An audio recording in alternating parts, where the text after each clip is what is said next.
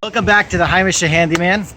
In our last episode, I was discussing how to build what I call the best, cheapest, most durable sukkah panel. And when I'm talking about that, I think it's the best combination of all those. I know there are designs that can be erected faster if you're making a sukkah, but I generally find that those will compromise on looks, it'll compromise on cost, it can compromise on the longevity of the sukkah, or there's sturdier options, and that's going to cost more. That's why take a look at episode number 2, and you can see how you can build what I call the best all-around sukkah panel for the price. Today I want to talk about building a proper door for your sukkah. If you're like me, you've always had some sort of latch system and people on the outside are trying to get in, or it's not a proper hook. Maybe you have a string that goes over the top of your sukkah and you're trying to unhook the sukkah from outside. It's really pretty simple. This one I'm going to show you costs about $65. The breakdown is about $50 for the door, another $10 for the wood, and then another $5 or $10 or so for the door handle. And that's pretty much it. I'm going to show you some pointers about hanging a door if you've never hung a door before, and how to turn your door into a panel so it's not complicated, not hard for you to just stick it in like you would any other panel. So take a look over here. This is a standard door that anyone can buy at Home Depot. It's actually meant for interior. They run about $50. You get them a little bit cheaper, but you want to have something that if you're I want to be able to push a stroller through it. So I got this door. My project this year, which I did not do last year because we're so close to Yantiv, is to waterproof it, and that will give it a little bit extra longevity. Just slapping on a coat of waterproof paint decking paint that will help it last longer. But when doors come, they come what's called pre-hung, and that means it's going to have the jamb together with it. Now when you have that, there's going to be a lot of give, and your door is not going to open straight. You're going to want to be able to have it that your door, when you open it, is going to open and close very, very nicely. And to do that, it's really, really simple to set that up. And you're going to want to frame it with wood. So all I did, which if you could take a look, is I framed a piece of wood on the outside over here, another piece of wood on the outside over here. I have a piece of wood running on the bottom,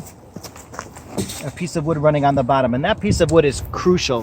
What it's going to do is it's going to make sure that my bottom of my door is going to be the exact same height and width as the top of my door. And you can actually see I have 2 more pieces of wood on top. I have this going along the inside as well as a piece going along the top. And if they're cut and spaced right, you'll end up with a door that's going to not be too far. If this gets spaced out too much, your door is not going to close. And if it's too tight, your door is going to rub on the bottom or on the top or over here, and it's going to get out of whack. And when that starts to happen, then your door is not going to open and close properly.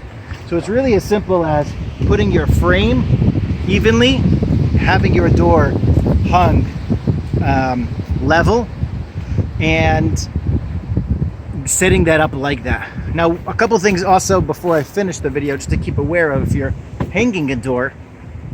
If your door is level, your door should open and close nice and easy, assuming the top and the bottom are the same distance.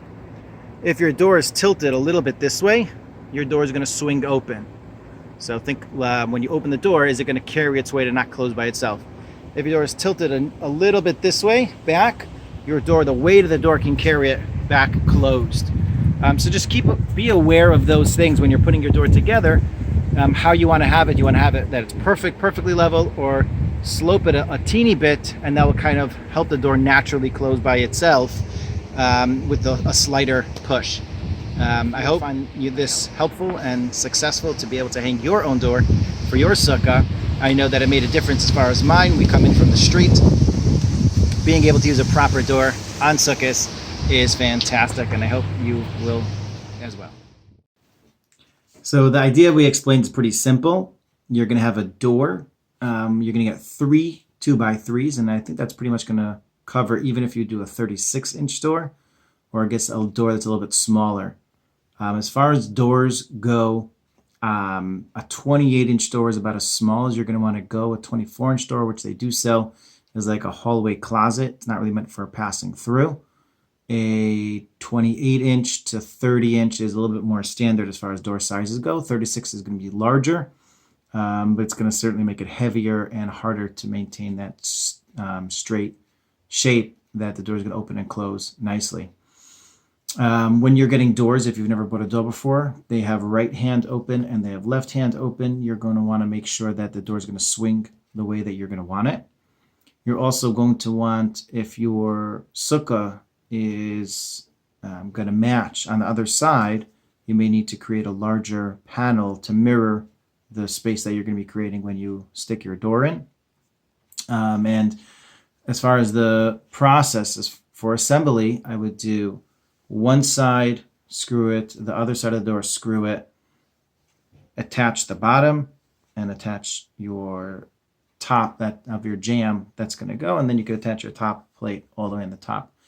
And that will allow you to adjust. If you just do to the two sides first, you can adjust, make sure that bottom is just right, the top is just right. And again, we're going to get into how to screw together your sukkah panel, and essentially what the idea is going to be just screw it together. You can screw anywhere you want. Don't deal with bolts, don't deal with zip ties. If you screw it together, you can put a screw in anywhere, and I'm going to show you a simple trick that will make it even easier year after year. Hang tight for episode 4, where we hopefully will discuss assembling and attaching the various panels together. I hope you enjoyed. Hit me up in the comments if you are able to create your own sukkah door, because I think that's a pretty neat feature. And subscribe over here on the side. Take care.